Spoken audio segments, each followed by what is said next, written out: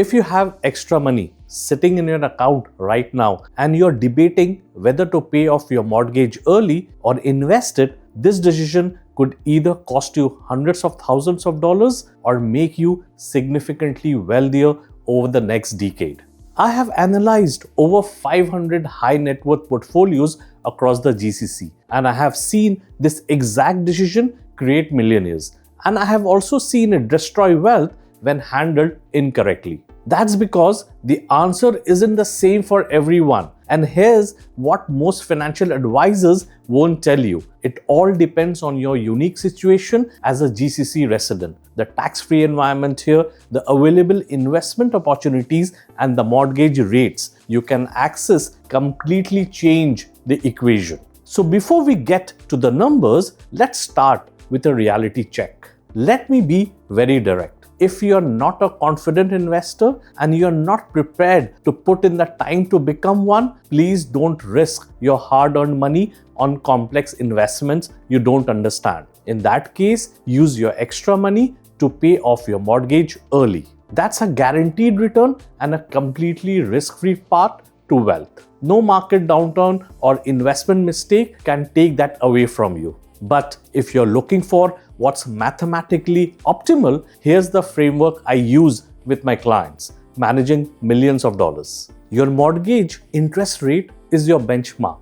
Let me give you an example for argument's sake. If your mortgage rate is 4% and you have some money, then settle your mortgage first. You will be able to save that 4% that you would otherwise end up paying to the bank every year. Now, if you're thinking about investing that money instead, you need to earn more than 4% to come out ahead. And here is where it gets particularly interesting for us as a GCC resident due to the tax-free environment here. Your investment returns are completely tax-free even globally. This means the full return from your investments, say 7%, is yours to keep. This makes the math for investing even more compelling, especially when you consider that many of you have relatively low mortgage rates. I have observed this working with expats across Dubai, Muscat, Riyadh, and Doha, where some clients have rates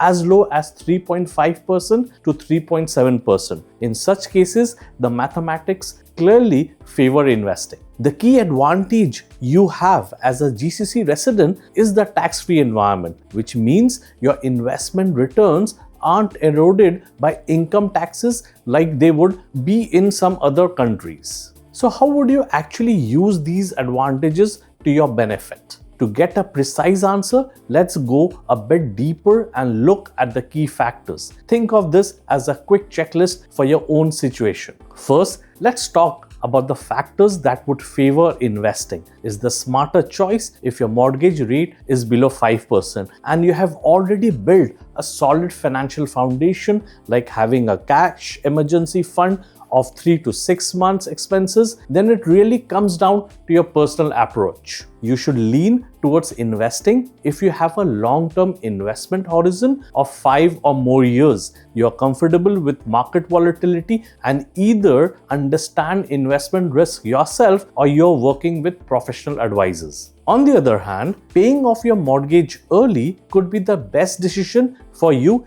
if you have a mortgage rate above 5% or if you have other high interest debt like credit cards or personal loans that you need to get rid of first. But sometimes the math isn't the most important factor. If your number one priority is peace of mind over optimal returns, or if you're not comfortable with any investment volatility, paying off your mortgage is the right choice for you. And finally, if you're within 5 to 10 years of retirement, being debt-free can give you tremendous sense of security. Let me share a powerful insight from my work with ultra high net worth individuals. The truly wealthy almost never pay off low interest debt early. Why? Because they understand the power of leverage and opportunity cost. They keep their low interest mortgages and invest the extra cash in diversified portfolios that have historically generated higher returns than their mortgage rates. So, if you have decided that investing is the right part, you're probably wondering, what should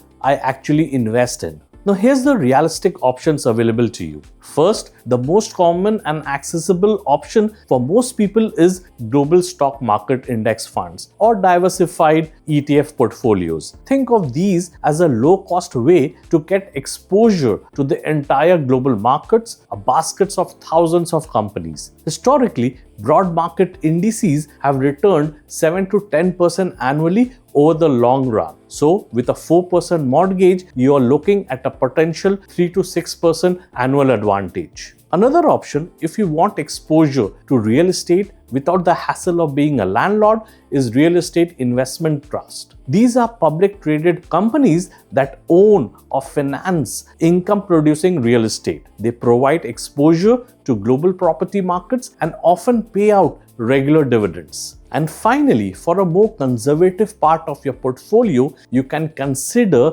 bond portfolios. These are made up of government bonds and corporate bonds that can provide steady income, though their returns are typically lower than the stocks. Let me show you the numbers. If you have a $500,000 mortgage at 4% and 100,000 to invest, paying off the mortgage saves you 3,000 annually in interest. But investing that 100,000 in a diversified portfolio, averaging 7% annually, generates $7,000. That's 3,000 more per year. Over 10 years, that difference compounds to over 50,000 in additional wealth. However, this assumes you can handle the volatility and won't panic sell during market downturns. But the math is only one part of the equation. I have seen 3 major mistakes that cost people hundreds of thousands, right? Even when their numbers were on their side. The first major mistake is paying off a low interest mortgage while carrying high interest debt like credit card bills. Always eliminate high interest debt first. That is not negotiable. The second mistake is investing without a solid emergency fund. I have watched investors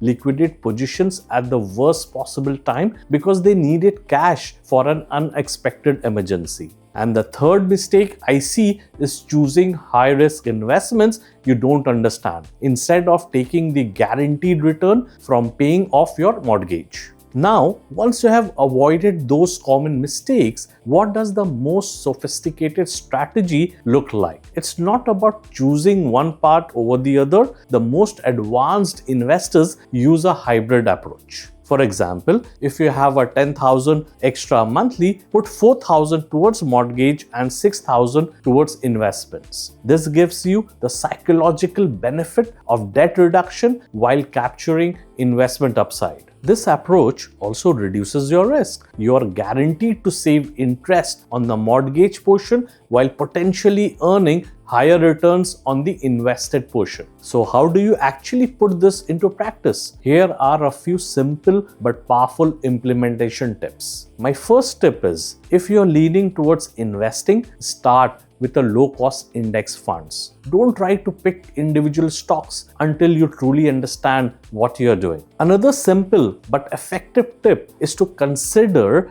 switching to bi-weekly mortgage payments. This one change can save you 6 to 8 years of payments and substantial interest without requiring a big lump sum. And finally, automate everything. Set up automatic transfers for both your extra mortgage payments and your investments, so you don't have to make a decision every single month. And all of this is made possible by the incredible advantages you have right here in the GCC. The first is a tax-free environment, which means your investment gains are not eroded by income taxes. This is a massive head start. You also have unparalleled access to global investment platforms, which opens up a world of opportunities. For example, you can invest in global market ETFs, but you also have the options like structure notes, which are designed to offer consistent returns with a very high level of capital protection. This is just another avenue